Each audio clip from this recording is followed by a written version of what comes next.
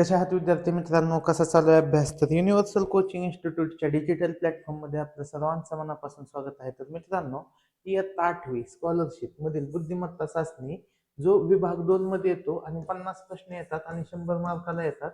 तर या घटकाची आपल्याला संपूर्णपणे भीती घालवायची, त्याला मॅक्सिमम कसे मार्क मिळवायचे त्या संदर्भात आजचं लेक्चर असेल. नेमकं तुम्हाला करायचंय काय, कसे प्रश्न सोडवायचे, प्रश्न कशा पद्धतीने येतात आणि परीक्षेला 2च दिवस राहिलेले असताना काय करायचं. तर हे सगळं आजच्या लेक्चरमध्ये होणार आहे. तर चला चालू करू.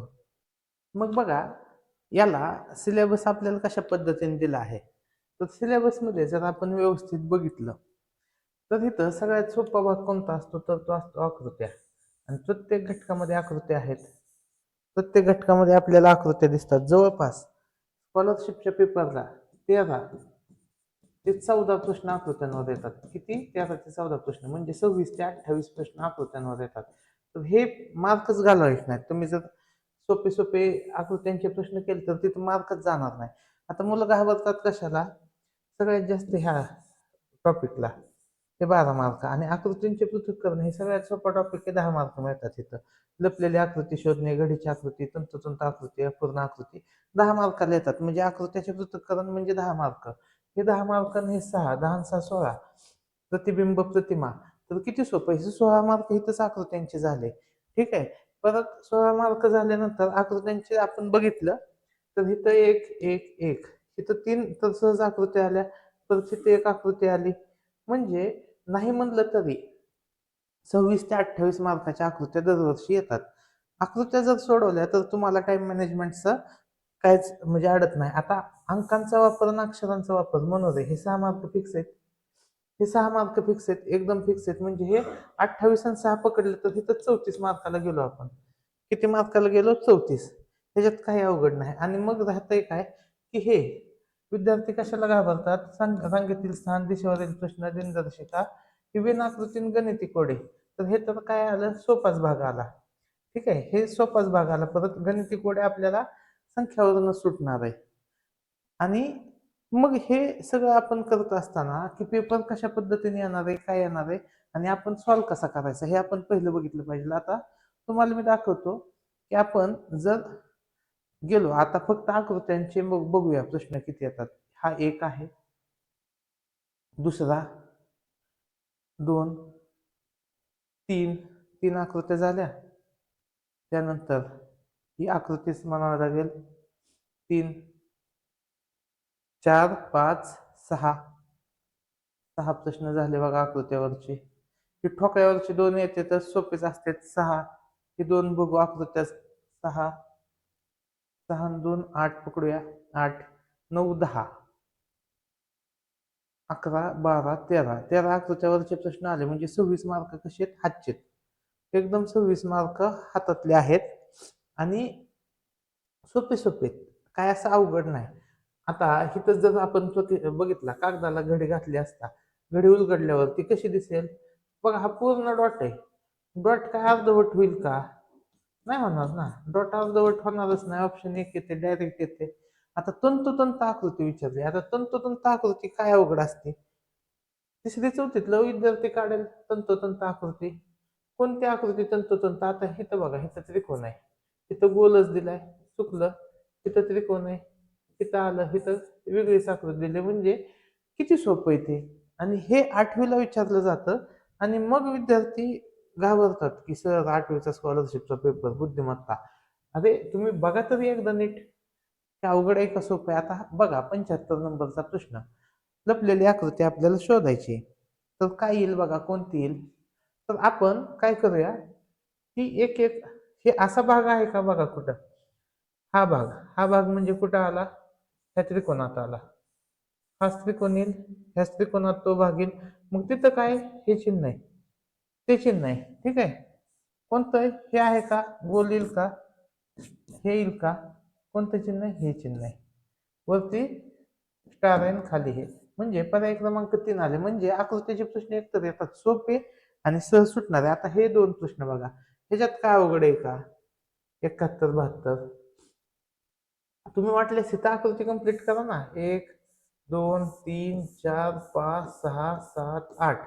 8 रेषात उभ्या पहिली येईल का? नाही, कारण की तिरक्या रेषा आहेत. पुढच्या सगळ्या कशा रेषा तिरक्या. किती रेषा वाढावं लागल्या? 1 2 3 4 4 रेषा वाढावं लागल्या. येईल का? ही पण नाही. ही बघा कोणती येईल? नेट जर काढली तर आपल्याला ही आकृती दिसते. अशी येईल का?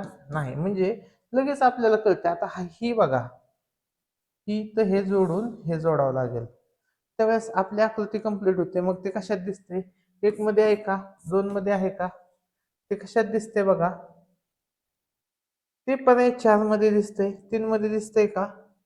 तर ती 3 मध्ये पण दिसत नाही. 72 आलं 4. तर हे एकदम सोपे, सहज सुटणारे प्रश्न विचारतात. आता हे तुम्ही म्हणाल सर अशी कोडी पण येतात. कोडी ही सोडवायची तर तुम्ही सोडवून बघा. जास्तीत जास्त प्रॅक्टिस करा याची आणि कोडी जास्तीत जास्त सोडवली की त्याची उत्तर येणार आहे. आपण कोड्यांवर पण येऊ. आधी आकृत्यांचा सगळा भाग समजून घेऊ. आता बघा ही अशी वेन आकृती येणार आहे. आता ही जवळपास सगळ्या विद्यार्थ्याला येते. कुणाची चुकत नाही. आणि तुम्ही जे रांगेतील स्थान म्हणता, दिशा म्हणता त्याच्यावर एकच प्रश्न आहे. एकच प्रश्न विचारलाय. दिनदर्शिका एकच प्रश्न आहे. म्हणजे हे 3 प्रश्न तुम्ही केले आणि मग तुम्ही प्रत्येक वर्षी बघा अशाच टाईपचे प्रश्न आहेत. आपण बघूया हे 3 प्रश्न आणि मग कसे प्रश्न आलेत प्रत्येक वर्षी ते पण बघूया. बघा, एका रांगेत मनुष्य उठून दुसरा आहे. रमेश त्याच्या पुढे 3 विद्यार्थ्यांनंतर उभा आहे. सुरेश हा रमेशच्या अगोदर 7व्या स्थानावर उभा आहे. रांगेमध्ये सुरेशचे स्थान 9वे आहे. तर त्या रांगेत एकूण किती विद्यार्थी?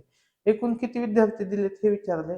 राजेश पश्चिमेला 7 किलोमीटर सरळ गेला आणि डावीकडे वळून 4 किलोमीटर सरळ गेला. पुन्हा तो डावीकडे वळाला 3 किलोमीटर सरळ गेला. म्हणजे प्रश्न तर वाचून बघा आणि पुढे काय 13 जानेवारी 2008 रोजी रविवार होता. तर त्या वर्षात कोणता वार 53 वेळा आला असेल? म्हणजे 1 तारखेचा वार आणि 2 तारखेचा वार काय आला असेल? 53 वेळा आला असेल. मग बघा 65, 66, 67. आता सेम प्रश्न मी तुम्हाला दाखवतो.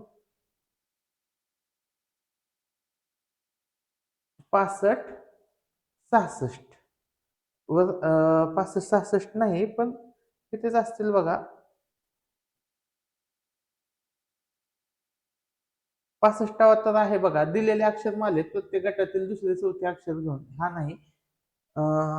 बघूया आपण. पहिल्यांदा दिलेला असेल बहुतेक. हा इथं बघा 51वा. अतुल नैऋत्य दिशेला तोंड करून बाहेर समोरून आलेला अजून 2 वेळा स्वतःच्या उजव्या बाजूला काटकोनात वळाला. तर त्याच्या डाव्या हातालगतची दिशा. म्हणजेच काय की दरवर्षी त्याच टाईपचे प्रश्न. हे जर प्रश्न तुम्ही वारंवार केले तर तुमचे प्रश्न काय होणार नाही, चुकणार नाही. बघा की वेणाकृती. मगाशी मी म्हणलं की वेणाकृती सहसा कोण चुकत नाही. वेणाकृतीवर 2 मार्काला प्रश्न येतात. म्हणजे जर आपण सोपा जरी भाग पकडला. बघा रांगेतला प्रश्न आला. एका रांगेत मध्यभागी उभे असलेल्या अमरच्या उजवीकडे 7व्या क्रमांकावर अजय असून त्याच्या डावीकडे 12व्या क्रमांकावर राकेश उभा आहे. तर त्या रांगेत कमीत कमी किती मुले उभे आहेत? तर हे same same same same same त्या टाईपमध्ये प्रश्न विचारलेले असतात. ठीक आहे. आता पुढचा भाग येतो तो म्हणजे माहितीचा भाग. माहितीचा भाग. आता तुम्ही म्हणाल की माहितीचा भाग करायचा कसा आणि माहितीचा भाग खूप आहे. मग त्याच्यासाठी काय करायचं? तर बघा आपण माहितीच्या भागाची पीडीएफ बनवली. एक 50 ते 52 पेजेसची पीडीएफ आहे आणि त्याची किंमत फक्त ₹49. जर ती पीडीएफ तुम्हाला बाय घ्यायची असेल तर हे जे आपलं युनिव्हर्सल कोचिंग इन्स्टिट्यूट ह्या नावाने ॲप आहे. ते ॲप डाउनलोड करा. मी तुम्हाला त्याची लिंक पाठवेल आणि त्या ॲपमधून तुम्ही सहज ती पीडीएफ डाउनलोड करू शकता. 2च दिवस राहिलेत तर 1 ते 1.5 दिवसात म्हणजे 1 तासात ती सगळी पीडीएफ वाचून दुसऱ्या तासात रिव्हिजन होईल. अशी ती एकदम छोटी आणि सहज लक्षात राहणारी पीडीएफ बनवली. तर माहितीचा भाग त्यातून होईल. मग राहतंयच काय? तर सगळे प्रश्न बुद्धिमत्तेचे ऑन द स्पॉट तुम्हाला सोडवता आले पाहिजेत. जसं की 26वा प्रश्न. 1 ला टाळी, 3 ला पळा, 5 ला थांबा, 7 ला बसा. याप्रमाणे सरांनी मुलांना सूचना दिली. तर खालील सूचनांचे निरीक्षण करून बसण्यापूर्वी टाळी म्हणजे बसत आहे 7 ला आणि त्याच्या पूर्वी टाळी आहे 1 ला. 1 ला टाळी म्हणजे 17 किती वेळा आलंय असं विचारलंय. 17 किती वेळा आलंय? तर आपण ते दुसरं बघण्यापेक्षा इथं बघा, इथं 17 आहे, 17 आहे. 1 7 1 7 1 7 किती वेळा आलंय? 5 वेळा आलंय. म्हणजे किती सहज सुटला हा प्रश्न. प्रश्न काय? किती सहज सुटला. आता बघा ह्या शब्दाचा ना, च, द, वा, न्या, र, न या सर्व अक्षरांपासून एक अर्थपूर्ण शब्द तयार केल्यास त्या शब्दात मधोमध येणाऱ्या अक्षराचे लगतचे पहिले अक्षर कोणते? आता लगतला दोन अक्षर असणार, पुढे एक मागे एक. शब्द कोणता होतोय? ज्ञान, रचना, वाद. ठीक आहे, ज्ञान रचना वाद होतोय. मग इथं मधला अक्षर कोणता आलं? च. मग र आणि ना हे दोन अक्षर पुढे मागे असतील. आता बघा 28वा प्रश्न. 28वा प्रश्न काय असेल? आणि मग हे असे प्रश्न येतात आणि ते सहज सुटू शकतात. आता तिथं आपण पहिल्यापासून नंबर देऊ शकतो किंवा उलट क्रमाने एक नंबर देऊ शकतो. आता दोन्ही ट्राय करू आपण. पेन, पीचा क्रमांक किती आहे बघा? 15. ईचा 5वा आणि एनचा कितवा आहे? एनचा आहे 14वा. 15 आणि 5 20. 20 आणि 14 34. मग 34वा नंबर आहे का? तिथं 35 दिले. मग आपण काय करू? उलट ट्राय करू एकदा इकडून. हे आहे 10वं. हे किती आहे? हे आहे 21वा. आणि एन किती आहे? 5 10 11 12. ठीक आहे, तर येतंय का बघा? 21 आणि 10. पहिल्यापासून बघू. बघा, सॉरी, ही तर पी किती आहे? पी आहे 16वा. ई आहे 5वा आणि 5 10 आणि हा आहे 14वा. बरोबर आहे. म्हणजे सरळ नंबर दिले तर हे आलं 35वा. आता पेपर तेच नंबर द्यायचे आणि उत्तर काढायचे. बघा, P A P E R. पीचा नंबर किती आहे? 16. एचा 1, याचा 16, याचा 5 आणि आरचा नंबर किती आहे? 18. करा बेरीज ह्याची. 16 अधिक 1 17. 16 आणि 5 21 अधिक 18. बघा, 18 17 35. 35 अधिक 21 6 5 56. पर्याय क्रमांक 1 प्रश्नाचे उत्तर आले. आणि हे परत नंबर सिस्टीमवर आला टाईप. नंबर जर तुम्हाला चांगले माहित असतील तर उत्तर तुमचं सहज येणार आहे. आता 29वा बघा, दिलेले अक्षर मालिकेवरून डी ओ 33 तर कम 68. आता डी चा क्रमांक 4 आहे आणि ओ चा क्रमांक किती आहे बघा? 5 10 15. 15 आणि 4 19. 19 इथे एका बेरीज नाही. उलट क्रमाने बघा, 5 10 ते 11वा आहे आणि इकडं हा 22वा आहे. 22 अधिक 11 उलट क्रमाने बेरीज आली 33. मग रन आरचा क्रमांक किती? 5 6 7 8. 8वा आला. लगेच उलट करून बघायचं. 8वा आला. यू कितवा आहे? 5वा आणि एन कितवा आहे? 5 10 आणि 12. 12 आणि 8 20 आणि 5 25. तर असे सहज सुटणारे हे प्रश्न आहेत. ठीक आहे, आता 30वा एक प्रश्न बघूया आणि मग पुढचा टाईप आपण घेऊया. मग बघा, या अक्षर समूहात ग नंतर लगेच न येतो. ग नंतर लगेच न येतो, परंतु ग पूर्वी र येत नाही. बघा, र नकोय आपल्याला, पण आपण हेच अक्षर शोधू. र ग न किंवा गण. गणवाले अक्षर शोधू. गण किती कुठं कुठं गण आहे? तिथे एकदा गण आहे, हे गण आहे, परत गण हित आहे, परत ग आणि न हित आहे, ग आणि न हित आहे, ग आणि न हित आहे. मग र आला की कॅन्सल करू. हिथं र आलंय, हे कॅन्सल होईल. इथं बघा, इथं आलं का? नाही. इथं आलं, कॅन्सल करू. इथं आलं का? नाही. मोजा. 1 2 3 4. सॉरी, इथं हे मोजायचं नाही. 3 4 किती आलं? 4 वेळा. म्हणजे काय अवघड आहेत प्रश्न तुम्ही सांगा. तर 30च सहज तुम्ही सॉल्व्ह करू शकता. हे प्रश्न एकदम इझी असतात. आता हे माहितीच्या भागाचे मी सांगितले तुम्हाला पीडीएफच दिलेली आहे. ह्या पद्धतीचे प्रश्न कसे सोडवायचे तेही बघू. हा परत माहितीचा भाग आहे. ज्यांना ज्यांना पीडीएफ घ्यायची त्यांनी युनिव्हर्सल कोचिंग इन्स्टिट्यूट हे ऍप्लिकेशन डाउनलोड करा. प्ले स्टोअरला जा. प्ले स्टोअरला गेले की तुम्हाला हे नाव टाका, युनिव्हर्सल कोचिंग इन्स्टिट्यूट, आणि ऍप्लिकेशन डाउनलोड करा. हे ऍप्लिकेशन डाउनलोड केलं की तिथं तुम्हाला इयत्ता 7वी 8वी माहितीचा भाग, बुद्धिमत्तेच्या माहितीचा भाग म्हणून पीडीएफ आहे, तुम्ही सहज डाउनलोड करू शकता. आणि ही रिव्हिजन 1 ते 1.5 दिवस राहिले तर ती तुमची पीडीएफ सुद्धा पाठ होऊन जाईल. एवढी ती सोपी आहे. ठीक आहे, आता जर आपण प्रश्न बघायचे झाले तर हे असे सोपे सोपे प्रश्न येतात. मग मार्क किती पाहिजेत? मिनिमम मिनिमम आपल्याला 80 मार्क मिळाले पाहिजेत, कारण की पेपर तेवढा सोपा असतोय. पेपर कसा असतो? तेवढा सोपा असतो. मग तुम्ही म्हणाल की सर आता आम्हाला संख्या जास्त येत नाही. आता संख्यासाठी तुम्हाला एक महत्वाचं सांगतो की संख्या कोणत्या कोणत्या माहित पाहिजेत. आपल्याला त्रिकोणी संख्या सगळ्या माहित पाहिजेत. त्रिकोणी संख्या काढता आल्या पाहिजेत, वर्ग संख्या काढता आल्या पाहिजेत, घनसंख्या काढता आल्या पाहिजेत, परत जोडमूळ संख्या माहित पाहिजेत, सहमूळ संख्या माहित पाहिजेत आणि त्यांच्या संख्यांमधला आपल्याला काय माहित पाहिजे तर संबंध. आता सहसंबंधाचे प्रश्न बघूया. आता संख्यांवरचे प्रश्न बघू आणि बाकीचे प्रश्न आपण इथं एंड करतोय. आता संख्यावरचे प्रश्न मग काय येईल बघा, कसे हे सुटणार आहेत. मग मग बघूया आपण कसे सुटणार आहेत हे.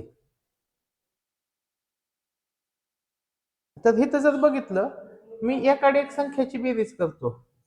किती आली? 2 2 9 3 12 7 5 12. इथं बघा 8 2 10 9 1 10. एकाडे एक संख्येची बेरीज कशी समान आहे. इथं 8 आणि इथं 9 म्हणजे उत्तर काय आलं? पर्याय 4. आता हेच लॉजिक तुम्हाला पुढच्या पेपरमध्येही दाखवेल. इथं बघा ह्या संख्येला ऑप्शन 1 जर बघितला आपण 0.025 तर याचं वर्गमूळ निघतं का? याचं वर्गमूळ निघत नाही. याचं वर्गमूळ निघेल 0.07. याचं पण वर्गमूळ निघेल 0.05. याचं वर्गमूळ निघेल 0.007. म्हणजे ह्या संख्या कशात? ही वर्गसंख्या आहे. ही वर्गसंख्या आहे आणि ह्या उरलेल्या दोन पण वर्गसंख्या आहे. म्हणजे ही वर्गसंख्या नाही. उत्तर काय? 34च1. तर अशा पद्धतीचे जे संख्यावरचे प्रश्न आहेत, संख्यावरची कोड आहेत, ते आपण बघूया. म्हणजे आपले जास्तीत जास्त संख्याची लॉजिक क्लिअर होतील आणि संख्या महत्वाच्या आहेत की संख्या पण आपल्याला जवळपास 26 ते 30 मार्काला येतात. ठीक आहे. आता 1 4 साठी 2 तर 3 9 साठी किती? बघा काय काय उत्तर आहे. तर ह्याचे जवळपास सगळेच उत्तर दिलेत. म्हणजे हा प्रश्न काहीतरी मला वाटतं की त्यांचा प्रिंटिंग मिस्टेक झाला असेल, काय झालं असेल, पण याचे एकापेक्षा जास्त उत्तर आहेत. तर 39चं 2 3 आणि 4 अशी 3 उत्तर दिलेली आहेत. किती उत्तर दिलेली आहेत? 3 उत्तर दिलेली आहेत. तर हे समजून घ्या की कधी कधी स्कॉलरशिप मध्ये एकापेक्षा जास्त उत्तर येतात. तर तुमचं लॉजिक एखादं आलं आणि मित्राचं लॉजिक वेगळं आलं तर घाबरून जाऊ नका. तुमचं हे लॉजिक करेक्ट असू शकतं. फक्त तिथं लॉजिक काय म्हणतो आपण सायंटिफिक असलं पाहिजे. मग ह्याचं उत्तर कसं काढणार? हे जे 3 3 उत्तर येतात तर काय केलंय बघा. 1 अधिक 4 1 अधिक 4 किती झालं? 5 आणि 4 वजा 1 ह्यांच्यातला फरक 3. 5 आणि 3 मधला फरक 2. मग इथं पण येईल 9 अधिक 3 12 9 वजा 3 6. ह्यांच्यातील फरक किती आला? 6. ऑप्शन 4 हे असं आपण काढलं असतं. पण अजून पण उत्तर निघतात. आता हा प्रश्न बघा 17. 17 साठी किती? 72. तर 16 साठी किती? तर बघा 7 आणि 1 8. 8 ची 9 पट 72. 6 आणि 1 7. 7 ची 8 पट 56. कसं काढलं? बघितलं? अशा टाईपचेच प्रश्न येतात. ठीक आहे. आता इथं काय केलंय? ए आणि डी आणि 5 करून टाकलं. मग इथं जी आणि ई येईल आणि इथं 5 कुठून आलं? ए चा नंबर 1 आहे, डी चा 4 आहे. 1 आणि 4 ची बेरीज 5. ई चा नंबर 5 आहे आणि जी चा नंबर किती आहे? 7 आहे. 7 आणि 5 किती येईल? 12. तर उत्तर येईल ऑप्शन 2 41चं. असे हे सोपे सोपे प्रश्न विचारले जातात. पुढे बघूया आपण. 0 1 5 14 30 55 91 आणि प्रश्नचिन्ह. तर प्रश्नचिन्हाच्या जागी कोणता पर्याय येईल? तर असे जे क्रमवार संख्या असतात तिथं आपण एकच लॉजिक लावतो, तो म्हणजे काय? फरक काढतो. इथं काय आहे फरक? 1 4 9 16 25 25 नंतर 36 म्हणजे कसला फरक आला? वर्गसंख्यांचा फरक आला. म्हणजे पुढचा कितीचा असेल? 49. 91 आणि 49 उत्तर किती आलं? 140. आता हे पण बघू फरकाने. हे किती? 23चा फरक आहे. इथे 21चा आहे, इथे 19चा आहे, इथं 17चा आहे. म्हणजे फरक 2 2 ने कमी होतोय आणि फरक कसा आहे? विषम संख्याचा आहे. मग 63 मधून 2 वजा 15 वजा करा, उत्तर येईल 48. तर हे असे सहज आणि सोप्या पद्धतीने सुटणारे प्रश्न असतात. याची वारंवार प्रॅक्टिस करा. बुद्धिमत्तेची प्रॅक्टिस गणितापेक्षा फास्ट होते, हे लक्षात घ्या. ठीक आहे. तर इथं बघूया आपण. ह्या प्रश्नामध्ये जिथं सिक्वेन्स बदलतोय तिथपर्यंत बघा. आता तिथं 1 2 3 4 5 5 चिन्ह आहेत. 5 चिन्हानंतरच पुढचे 5 चिन्ह घ्यायचे बघा, 1 2 3 4 5. आता 5 चिन्ह येतील. मग कोणते कोणते चिन्ह असणार आहेत? इथं स्टार आहे, अधिक आहे आणि गुणाकाराचं चिन्ह आहे. गुणाकाराचं अधिकचं चिन्ह येईल का रिपीट? अधिकचं चिन्ह रिपीट येणार नाही. स्टारचं चिन्ह म्हणजे हे अशावाल्या ते येईल का? ते पण येणार नाही. मग उत्तर येईल 1 आणि 2 मधलं. मग 1 आणि 2 मधलं नेमकं उत्तर कोणतं आहे? कसं येईल बघा. तर बघा, जी 1 नंबरला आहे ते गेले शेवटी. इथं बघा, 1 नंबरचं कुठे गेले? शेवटी. मग इथं पण हे जो स्वस्तिक आहे तो काय होईल? शेवटी जाईल. मग स्वस्तिक शेवटी असलेला पर्याय काय आला? 44चं उत्तर आलं पर्याय क्रमांक 2. ठीक आहे. पुढचा प्रश्न बघूया आपण. असेच आता हे 45 नंबर सोपा आहे, तुम्ही बघून घ्या कशा आकृत्या फिरतात. आणि हे एवढे प्रश्न घेऊन आजचं लेक्चर आपण इथं स्टॉप करतोय. आणि अशाच टाईपचे प्रश्न येतात, तुम्ही सगळे पेपर बघा, वाटल्यास चेक करा. मी पेपर पण इथं ज्या विद्यार्थ्यांना पाहिजेत त्या विद्यार्थ्यांना सगळे हे पेपर मी शेअर केलेलेच आहेत. तर तुम्ही पण बघू शकता की तेच तेच तेच तेच वारंवार त्याच त्याच टाईप मध्ये प्रश्न विचारलेले आहेत आणि तुम्ही ते सहज सोडवू शकताय. हे सगळे पेपर मी तुम्हाला शेअर केलेत, ह्याचे आन्सर की सहित शेअर केलेत. हे पेपर वारंवार प्रॅक्टिस करा, ह्याच्यातले प्रश्न चुकू नका, कारण की ह्याच टाईप मध्ये तुम्हाला प्रश्न येणार आहेत परत. ठीक आहे, मग बघूया आता.